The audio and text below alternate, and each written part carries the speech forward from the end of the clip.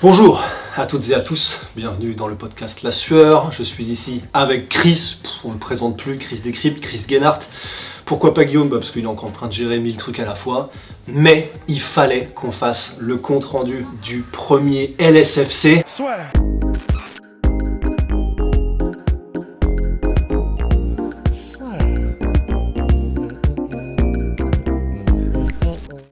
Ok, bon déjà Chris, parce que là on était tous du coup dans l'orga, toi avec la logistique, avec Baptiste et tout. Déjà toi, comment t'as ressenti l'événement ? Très bien. J'ai besoin de dormir pour reprendre toutes les informations. Mais le fait qu'il n'y ait pas eu de gros foirages, automatiquement ça rend l'événement positif et mon ressenti positif. L'expérience était dingue de pouvoir organiser ça avec vous. En France. Parce que tu avais déjà fait des événements, mais là du coup c'est vrai qu'il y avait un truc qu'on voulait faire à Paris. C'est ça, donc c'était nouveau pour moi parce que c'était à Paris, c'était en France, c'était avec vous. Ouais. On va pas se mentir, on marche sur des coquilles, donc on nous attend au tournant et je pense que le fait qu'on ait autant de feedback positif, c'est qu'on a vraiment bien fait les choses. Et pour moi ce qui m'a apporté le plus, c'était vraiment le feedback des athlètes. Ouais, et ça nous a tellement rassurés que les athlètes viennent nous voir pour nous dire les gars, ça fait vraiment plaisir parce que c'était bien organisé, parce que c'était carré, on s'est senti bien. Ouais.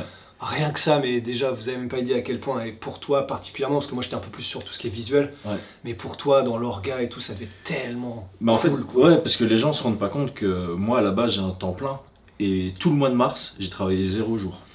J'ai fait que LSFC. Ouais, donc c'était longue haleine. C'est un travail de longue haleine, et donc le fait que maintenant on puisse regarder en arrière en ayant des bons souvenirs de ça, il y a rien de mieux. Alors après évidemment du coup il y a pas eu, quand on dit de gros raté, c'est il y a pas eu de truc qui s'est coupé, il y a pas eu de un moment donné. La cage a été montée. Les combats ont eu lieu. Ouais, c'est ça. Le public j'ai entendu personne du public se plaindre. Je crois que le public était content aussi des retours qu'on a eus.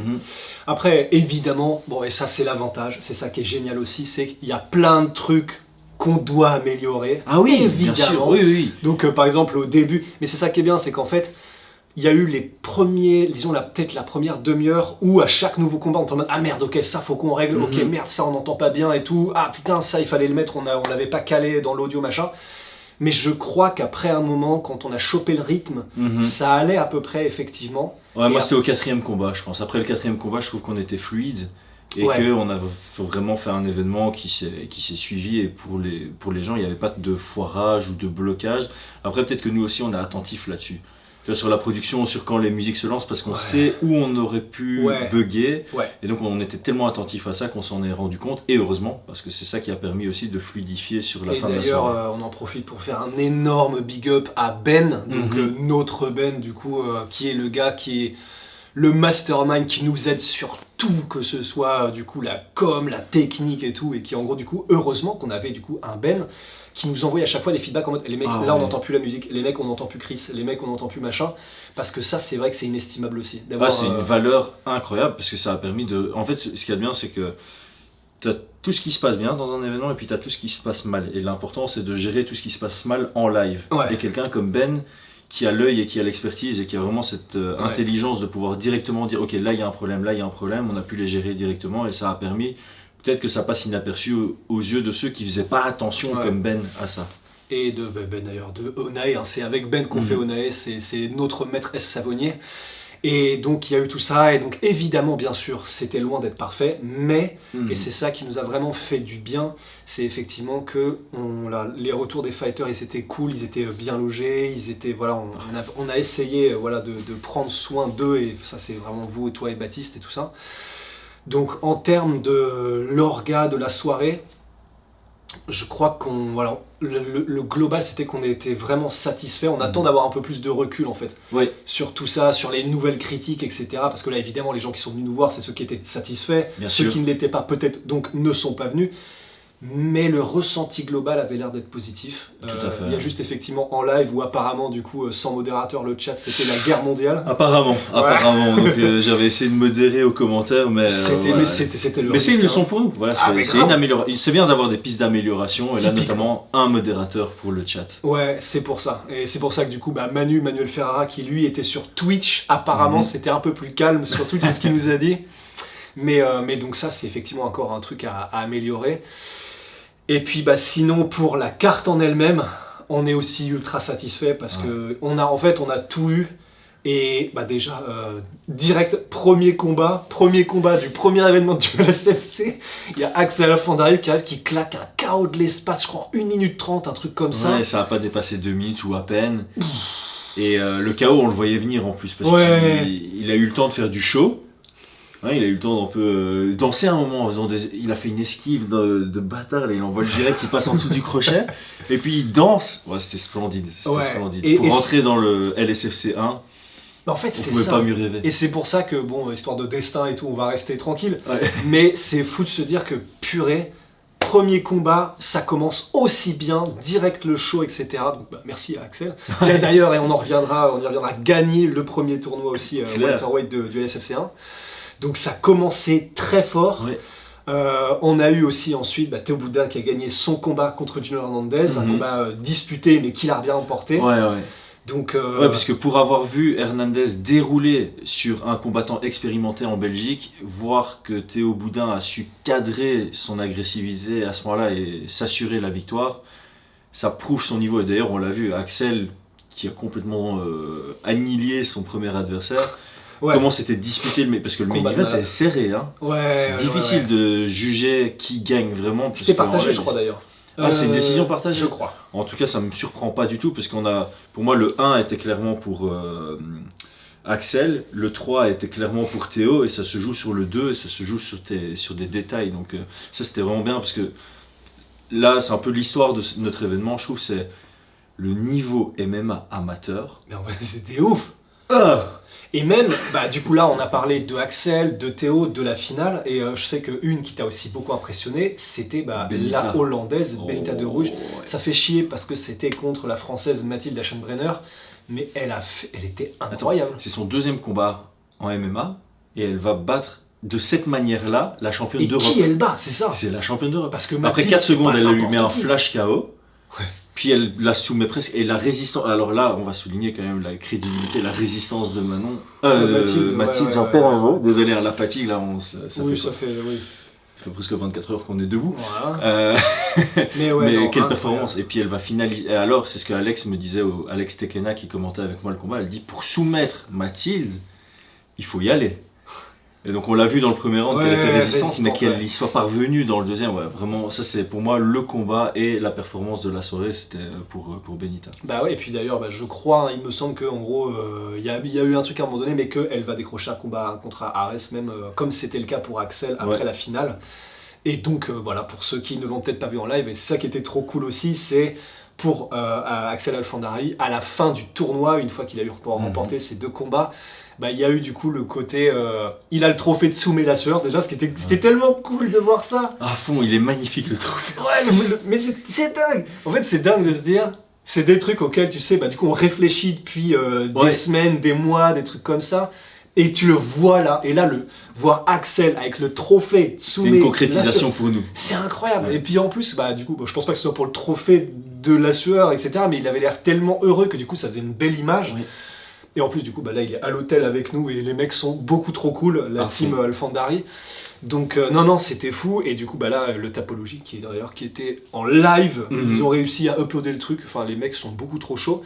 Donc, les Prigent, on doit parler. Les Prigent, les frères Prigent, toutes 2 victoires donc. 2 sur 2, et dans des combats compliqués, parce que Nessek et tout, il s'était bien préparé, on voyait qu'il était chaud là. Et Thomas Muris aussi, il a donné vraiment du fil à retordre à Benoît, parce qu'il y a eu vraiment un tournant du combat. Dans le deuxième round, on a un knockdown de Benoît Prigent, et ça lui permet vraiment de prendre l'ascendant à ce moment-là, parce que jusque-là c'était extrêmement compétitif, il y avait peut-être même un léger avantage pour Thomas. Et donc, je crois que Benoît, il tenait à son 0 d'invincibilité, et il l'a gardé, quoi. Et c'est pour ça, du coup, ça fait effectivement 2-0 pour les frères Prigent. Et du coup, moi, j'ai parlé à Arnaud un petit peu, parce que du coup, il faut savoir que ce sont des jumeaux, donc c'est pour ça que je bug un petit peu. Ouais, moi, j'ai bugué quand ils sont arrivés à l'hôtel. J'ai vu, je crois que c'est Arnaud qui est arrivé, et je l'ai appelé Benoît, mais pendant tout le truc, et c'est quand j'ai vu son frère, j'ai dit, attends, toi, tu es... Il me fait, je suis Benoît. J'ai appelé ton frère Benoît pendant 20 minutes. Ouais, c'est là, vous pouvez en faire des trucs si vous voulez. Ça. Mais non, et du coup, j'ai croisé Arnaud à la fin de l'event. Je suis quasiment sûr que c'était Arnaud et qui me disait putain, ça me fait chier, j'aurais voulu faire un truc encore mieux. Et de mon combat, je me dis, attends, tu rigoles, enfin, c'était déjà ouf. En plus, tu tombes face à un mec qui était grave chaud. Mais en fait, c'est ça la complexité de ce combat, notamment, c'est que leur niveau s'équivalait tellement qu'on avait l'impression que ça stagnait, mais en fait, c'est pas du tout le cas. C'est juste que tu pouvais pas faire la moindre erreur. Et c'est ça qui est beau, c'est en amateur aujourd'hui, tu peux plus faire la moindre erreur. Parce que le niveau est tellement élevé que t'es comme en professionnel en fait. T'es vraiment genre, je fais une erreur, je perds mon combat. Ouais, bah c'est pour ça. Et puis même un truc qui m'a, même tout au long de l'event dans les combats amateurs, purée, je sais pas pourquoi dans ma tête j'étais en mode, du coup, vu que, je sais pas pourquoi je voyais les protège-tivets, je suis en mode, du coup ça va aller un peu plus mollo. En fait, rien du tout, tu dois passer au travers de la jambe si tu veux faire mal. Ouais. C'est pour ça, et du coup c'est tous les combats en général. Donc on a parlé de Arnaud, Nelson. Ouais, Nelson KCMD. Ça rigole zéro. Ouais, c'est clair. Du coup, un round, premier round. Ça compte. Mais alors, ce qu'il y a d'intéressant, c'est que on le voit comme une ceinture noire. Il avait quasi que des soumissions à son actif. C'est ça. Et là, il a dominé en anglaise. Ouais. Puis il y a le knockdown, et puis il vient finaliser au sol. Mais moi, l'histoire de ce combat, c'est ok, Nelson KCMD, on le sait comme étant super dangereux debout, au sol. Et là, il vient de prouver que debout, fallait faire gaffe à lui aussi. C'est un bordel. Hein. Ah ouais, là, niveau pro aussi. Hein. Ouais. Et donc. Et alors le combat organisé en dernière minute. Il y a eu aussi Mehdi Gilson qui avait battu. C'est le combat organisé en dernière minute. Ouais, c'était ça. Et donc ça, il faut juste en parler du courage dont ils ont fait preuve. Moi, c'est un trip, c'est vraiment un trip que je me suis tapé. Vous m'avez autorisé à le faire. En tant que matchmaker. En tant que matchmaker, donc en tant que manager, j'étais souvent frustré quand mes combattants recevaient des opportunités last minute et que je devais aller dire au promoteur, et ça arrivait avec le Bellator, ça arrivait avec le One Championship, je devais aller dire au promoteur, désolé, il est pas prêt. Il n'est pas au poids parce qu'il ne s'entraîne plus. Et ça me frustrait aussi parce que de temps en temps, tu les voyais, ils venaient s'entraîner que quand ils avaient des combats. Et je pense qu'il y a beaucoup de coachs qui peuvent comprendre mes frustrations. Et donc ce que je voulais prouver, c'est si tu es prêt tout au long de l'année, des belles portes s'ouvrent à toi. Et donc on a organisé un combat littéralement mercredi soir. Ouais. L'événement c'était vendredi. Donc il y a des mecs qui, mercredi après-midi, ne savaient pas ce qu'ils allaient faire ce week-end. Et là, ils se sont tapés dans une cage. C'est un truc de dingue. Devant, vous étiez jusqu'à 7000 sur YouTube. Ouais, 7-8 000 je crois. C'est n'importe quoi. C'était incroyable. Pour eux, c'est une expérience de ouf. Ils avaient tous les deux 21 et 22 ans. Mehdi, il nous fait une belle performance. Selim aussi, il a très très bien combattu. Très bonnes attitudes tous les deux. Donc pour ça, franchement, chapeau bas à eux deux. Et je suis content d'avoir pu faire ce projet pour prouver tout ça et pour les mettre un peu en lumière et montrer leur bravure en fait, tout simplement. Bravoure. Ouais. C'est bravoure le mot ? Bravoure. Ouais, désolé, c'est du belge. Bravoure. Ok, c'est ça, bavure. Ouais. Non, et puis du coup, parce que sinon, c'est vrai que là, sinon on va. Mais effectivement, ensuite, du coup, il y a eu la finale du tournoi entre Axel et Théo, combat de malade, niveau de malade. Ouais, c'est ça, niveau de ouf.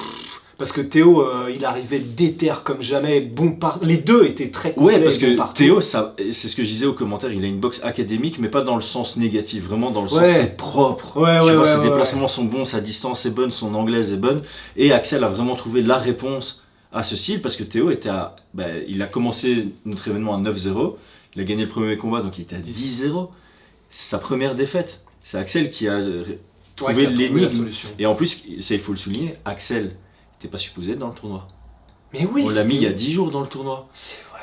Parce que Hussein s'est blessé. Pareil, et donc il a step up parce qu'ils ont hésité à le faire. Et c'est ça qui est fou. Ils m'ont demandé 2-3 heures pour réfléchir et puis ils m'ont rappelé en disant c'est bon, on accepte de venir dans le tournoi.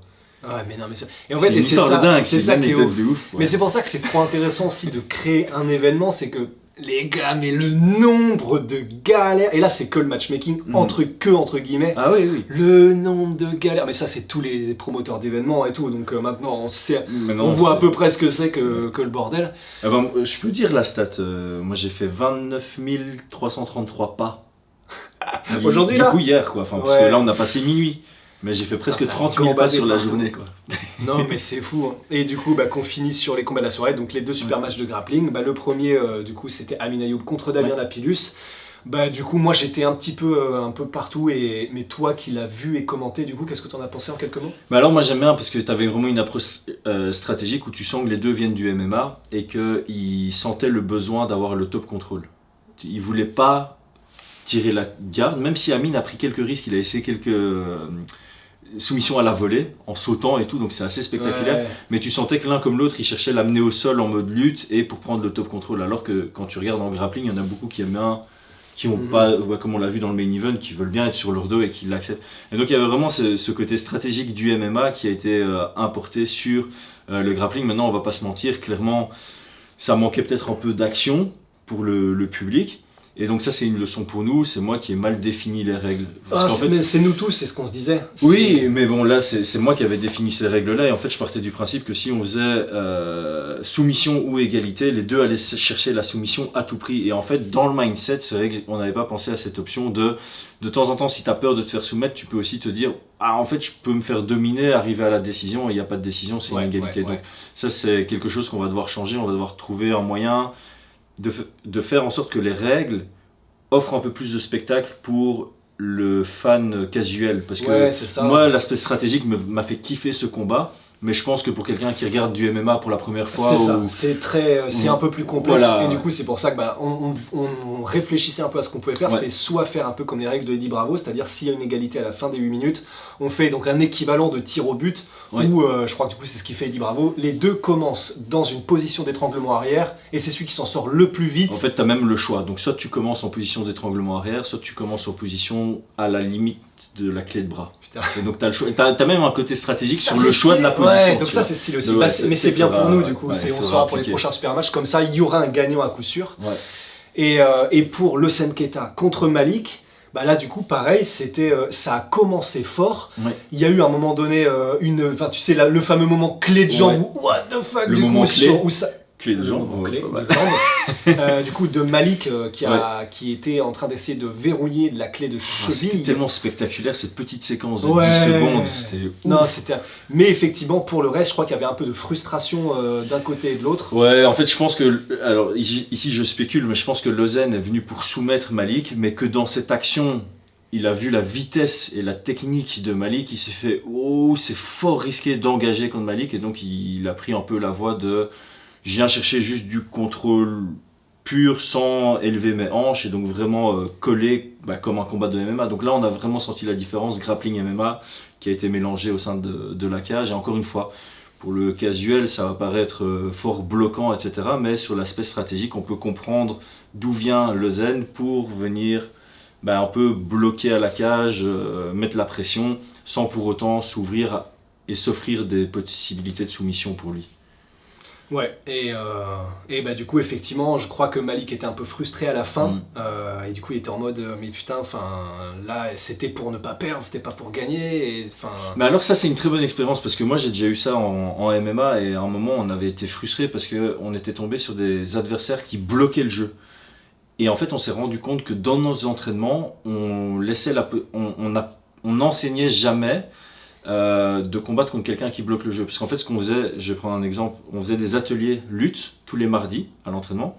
Et en fait, on donnait des instructions que les deux athlètes devaient améliorer leur position. Donc je prends l'exemple, si on commençait en monte, celui qui était en monte, il devait chercher la soumission, prendre le dos. Celui qui était pris en monte, il devait recomposer la garde ou sweep.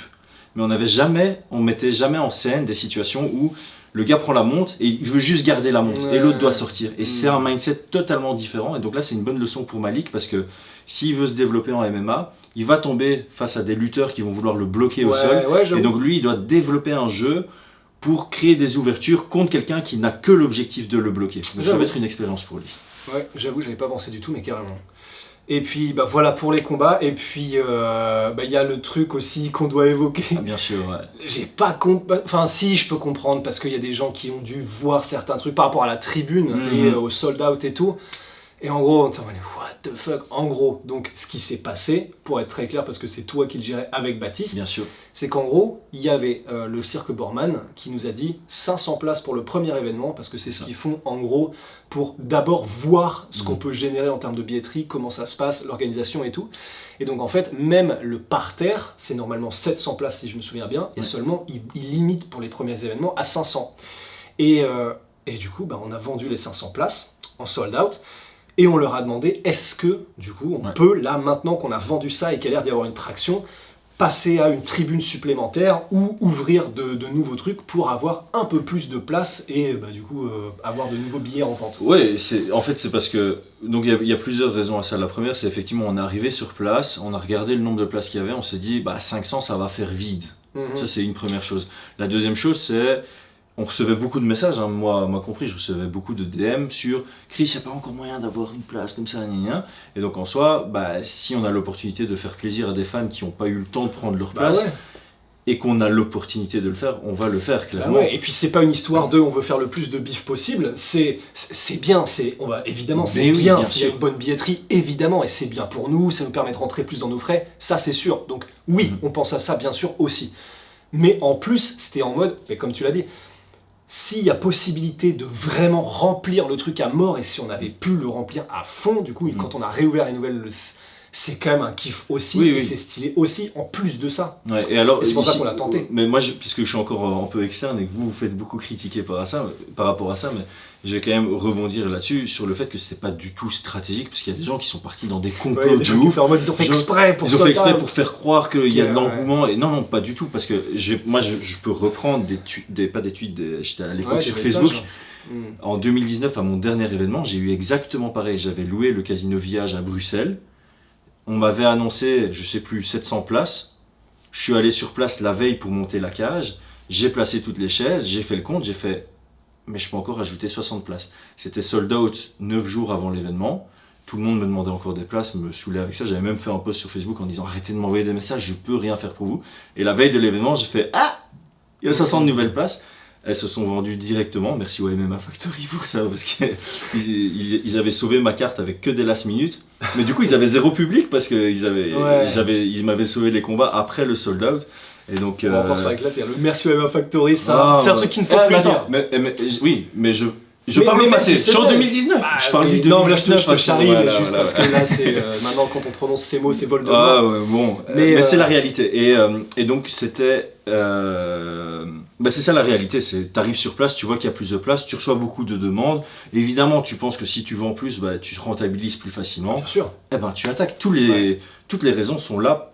Qui ne le ferait pas à notre place? C'est ça la question. C'est ça, et en plus c'est ce que nous dit Guillaume, parce que Guillaume était en mode mais what the fuck, les théories du complot qu'il y avait, c'était... On cut 2 secondes, j'ai plus du tout de batterie. Mais non, j'ai tous ces conneries en tête. Tiens. En vrai, en plus ce serait marrant, on va dire qu'on a hésité. Vas-y, petit test. 1, 2, chiche. C'est bon, ok, c'est bon, ça joue? Quand vous voulez. Ok, et donc ça a coupé parce qu'on n'avait plus de batterie. On le dit parce qu'on s'est dit sinon du coup la comploterie. Et on a même hésité d'ailleurs à changer nos fringues pour faire une vanne. Mais je pense que c'est la fatigue plus qu'autre chose. Parce qu'on trouve ça très drôle maintenant, mais je pense qu'on va y repenser demain. On va dire c'est quoi ces idiots? Les idiots putain. Mais donc effectivement on en était sur la billetterie et j'étais sur le point de dire. En fait aussi un truc que Guillaume m'a dit, j'étais en mode en fait c'est pour ça, c'est quel intérêt on aurait eu à arrêter la billetterie pendant genre 10 heures ou 24 heures rouges. Ça n'a, en fait, on était un peu frustrés parce qu'on était en mode, mais ça n'a aucun sens en fait. Ah ouais, non. Ça n'aurait aucun sens de faire ça. Mais du coup, on le dit parce qu'apparemment, il y a eu pas mal de gens qui ont dit que c'était une douille, qu'il n'y avait pas eu de sold out, etc. Donc on était obligé d'en parler, je pense, au moins pour les gens qui nous suivent. Moi, c'était surtout pour ça en fait. Pour les gens qui nous suivent, qui nous font confiance et qui nous aiment bien. Bien sûr. J'étais en mode. Si eux commençaient à douter, ce serait relou. Et du coup, je pense que c'est cool qu'on en ait parlé. Non, il faut adresser parce qu'à un moment, c'est vrai que quand on dit tout le temps, il ne faut pas trop se justifier, surtout par rapport à des gens qui font pas de sens, mais à un moment, il faut quand même adresser certaines choses pour aussi que les gens se rendent compte qu'il y a toujours deux versions à une histoire, et que souvent, c'est la plus simple qui est la réalité. Donc là, la simplicité, c'était, on a signé un devis à 500 places, on a vendu les 500 places, on s'est rendu compte sur place qu'on pouvait vendre plus, on a demandé l'autorisation aux organisateurs, ils ont dit oui, et il n'y avait que des raisons de le faire, parce que effectivement, ça génère plus d'argent. Et en même temps, ça fait plaisir à ceux qui procrastinent, et on peut pas leur en vouloir parce que moi je suis très bon là-dedans aussi, et ça risque un jour me retomber dessus aussi, genre j'aurais dû prendre mes places plus tôt, et puis si je vois que on arrive, et en fait ça arrive partout. Le nombre de festivals en Belgique qui font ça, Bah, puis Ils même, font et sold même on out l'a et puis vu. enfin c'est partout. Et en plus, là, nous, on l'a vu, parce que même jusqu'à ce que l'événement commence, il y a des gens, quand on les croisait, qui nous demandaient, mais du coup, là, est-ce qu'on peut encore acheter des places Comment on fait On a dû répondre en Ouais. disant bah, achetez en ligne, même si vous êtes devant l'événement, ça génère un QR code, on vous laisse rentrer. Donc voilà, donc bah, c'est cool, comme ça, cette parenthèse-là, on en a parlé aussi. Est-ce qu'on a fait le tour, je crois? Peut-être très vite fait de dire... Remerciements. Oh là là, Ouais, j'allais le plus parler important. sans remercier, mais what the fuck. On a déjà fait quelques petits remerciements plic-ploc, Plic-ploc. mais là je pense que c'est important de remercier. Pourquoi plic-ploc? C'est pas une expression française. J'ai jamais entendu ça, mais ouais, je crois qu'on On a fait plic-ploc, une là. Non, non, mais invente les expressions comme ça. Oui, j'avais dit que Mais- j'allais ramener quelques expressions belges en Ouais. France. Là, il y a Baptiste maintenant qui arrête pas de confondre comme moi, tu sais et tu peux. Ouais, tu saurais m'amener un verre d'eau? Mhm. Non, c'est vrai. Très Et belge. du coup, mais en tout cas, effectivement, on était avant même des. Enfin, mais déjà, merci à vous. Je sais que c'est ça, ouais, non, on doit ça, commencer c'est par ouais, ça. ça que t'allais dire, mais c'est con, mais c'est grâce à vous en fait qu'on est là. C'est con à dire, mais s'il n'y avait pas eu des gens qui nous suivent, déjà ceux qui sont venus à l'event, merci infiniment. Ceux qui ont regardé visiblement En en live. masse Ouais. en live sur Twitch avec Manuel Ferrara, sur YouTube, merci à tous. Merci à Manu. Merci à Manu, grave. Mhm. D'ailleurs, en plus, c'était trop cool et c'était un kiff parce qu'en plus, du coup, Manu, il t'a complimenté sur les commentaires. Merci et... Manu pour ça fait vraiment plaisir. Ouais, donc en fait, voilà. Donc merci à vous tous, merci à ceux qui nous suivent depuis le début. Il y a des gens qui venaient nous dire en mode, on vous suit depuis le début et franchement, force et oui. tout. Il y a les VIP+, c'était mignon, alors je me jette des fleurs moi-même, mais en fait le gars a commencé à apprécier le MMA en achetant mon premier livre il y a 1 an. Ah ouais, mais laisse tomber. Ah Et ouais, aujourd'hui du coup, il est en VIP+. C'est incroyable comme histoire, ça m'a touché de dingue. Ouais. Donc, Mais en fait, merci. c'est ça. Ouais, donc merci à toutes et à tous. En plus, dernier truc, et j'arrête là-dessus, mais il y avait des femmes, des enfants, des personnes de tous les âges. C'est con, mais ça aussi, Oui. ça fait trop Oui, plaisir. il y avait des fans, il y avait des curieux, Ouais. il y avait des gens qui venaient pour la première fois. Il y a le gérant de l'hôtel aussi qui est venu voir, il avait jamais vu ça, c'était chouette. Et on doit aussi remercier les bénévoles, Oui. très important. En plus, et c'est ça Ils qui ont est bien. été magnifiques. Ils ont été incroyables. Et en plus, ce qui est vraiment kiffant, c'est que c'est aussi pour ça qu'on a monté le LSFC 1 et puis c'est pour ça qu'on s'est mis aussi avec toi. On voulait juste des gens de confiance et des gens avec lesquels on s'entend bien et dont on sait qu'ils sont compétents. Et là, je sais pas si c'est eux qui ont fait des candidatures spontanées ou pas, les bénévoles, mais ils étaient tous, c'était ça, ils étaient tous ultra chauds, ultra sympas et tout s'est bien Efficaces, passé grâce ouais. à eux aussi. Ouais. Ah ouais, les bénévoles. On a trop de gens merci. à remercier. Ouais, bien sûr. Pauline, la médecin, ça s'est trop bien passé avec elle, les échanges. La fédération, ça s'est bien passé. C'était pas facile parce qu'ils ont des contraintes ministérielles. C'est pas évident C'était parfois. pas évident. Il y a eu Ouais. des stress encore jusque hier. Mais ce qu'il y a de bien, c'est qu'ils sont quand même solution oriented. Ils sont orientés solution. Ouais. Genre, après, en plus, c'était facile à trouver en français. Hein. Oui, mais c'est plus Là, stylé. c'était Ouais. les combattants, les coachs, parce Ouais. qu'effectivement, c'est pas facile de remplir tous les critères de la fédération, Ouais. tous les checks médicaux, les grades verts, etc. Donc ils ont tous su suivre. Quand je leur envoyais un message, ils me répondaient avec tout ce qu'il fallait. La production, enfin, il y a tout le monde, la sécurité, Ouais. les ambulanciers. Ouais. Enfin. Et en fait, je dis tout ça aussi pour que les gens se rendent compte. De tout ce qu'il y a. Le gars qui a monté la cage, Xavier Mercier. Ouais. enfin, Oh là là. tout a été parfait, franchement. Trop cool, en Et plus. c'est là où les gens vont peut-être se rendre compte, parce qu'il y a un combattant qui me disait ce serait bien d'avoir une communication transparente sur ce qu'il faut faire pour organiser un événement, pour mettre en place un événement, et même pas de la full transparence sur les coûts, mais c'est vrai que les gens se rendent pas compte que louer la cage, louer le lieu, la captation vidéo, les athlètes, les hôtels, les déplacements, il y a plein de choses, c'est un coût énorme. Ouais. Et les gens, ah non, mais vous vendez des places et vous avez des sponsors, vous gagnez plein d'argent. Non, tu vois, c'est la pas réalité d'un aussi événement. simple Non, que ça. vraiment pas. Mais c'est bien de pouvoir en parler et Non, d'avoir c'est une clair. plateforme pour exprimer ça. Ouais. Et pour finir là-dessus, effectivement, moi je me dis toujours, c'est vrai que si j'étais pas dedans, probablement que je penserais comme ça aussi. Ah bien sûr, mais c'est pour Et ça c'est que, encore normal. une fois, Ouais. adresser ce genre de détails, Grave. qui sont pas vraiment des détails, mais c'est important. En fait, Ouais. les gens restent très loin et ils s'imaginent pas tout le process que c'est d'organiser un événement, et donc avoir toutes ces structures de coûts, et des difficultés aussi du nombre d'heures qui ont été investies par toute notre équipe pour pouvoir mettre ça en place.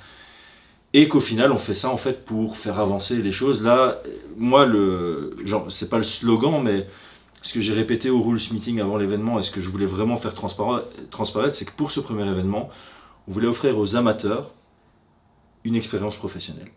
Et je pense qu'on a répondu à cette ça. J'espère et je crois aussi. Je pense que là, les amateurs qui ont l'habitude peut-être de combattre à la chaîne dans des plus petits événements, ils ont eu un public, ils ont eu un walkout, ils ont vraiment eu toute la structure professionnelle, ils ont dormi à l'hôtel la veille de l'événement.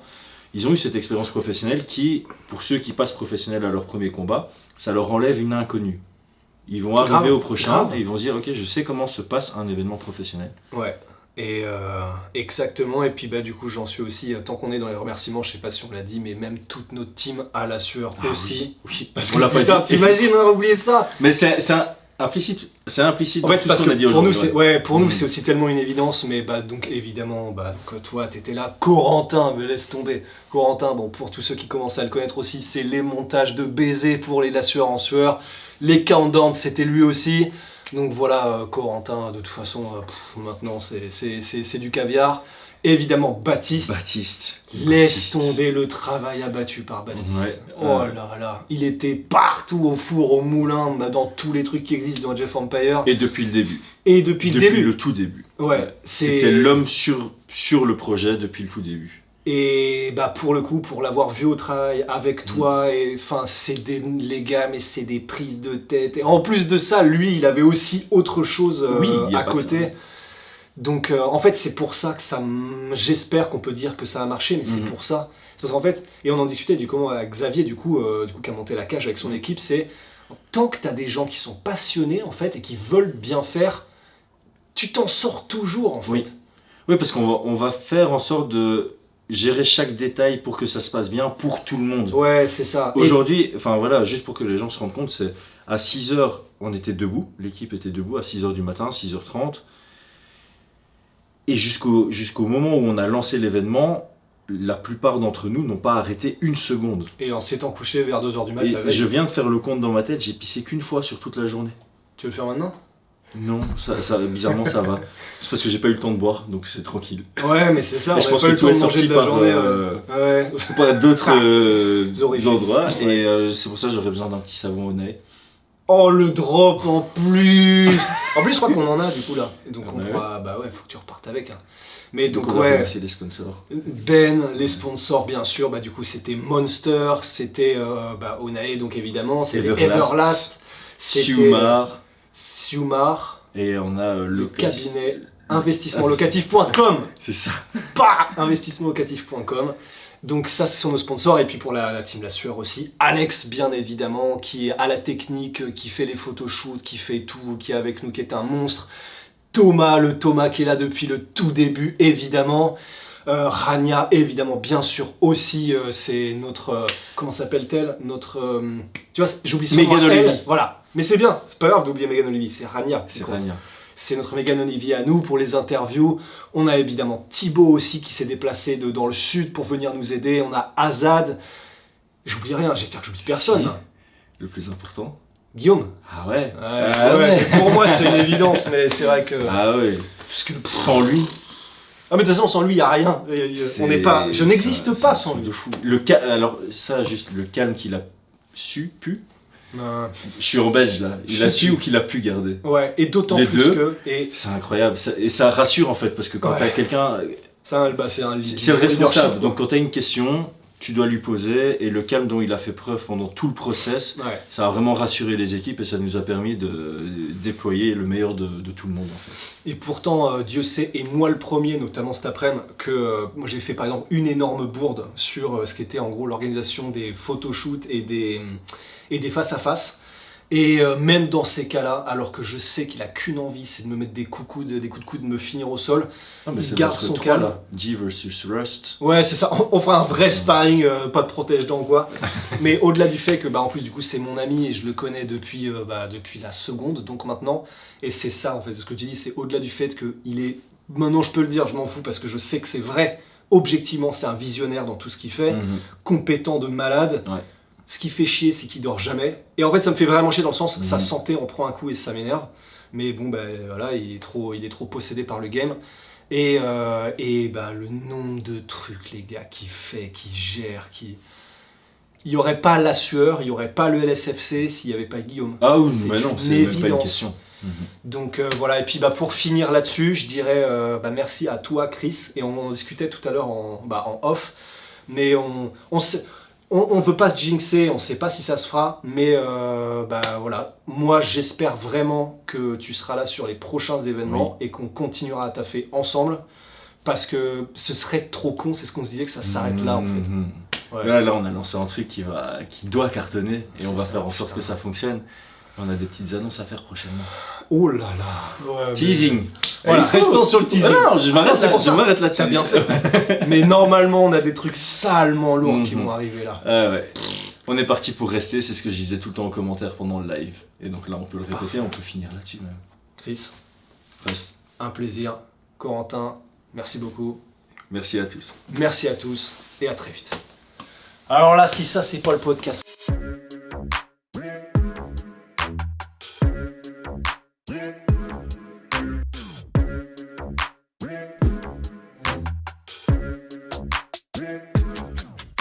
I'm fucking coming for you!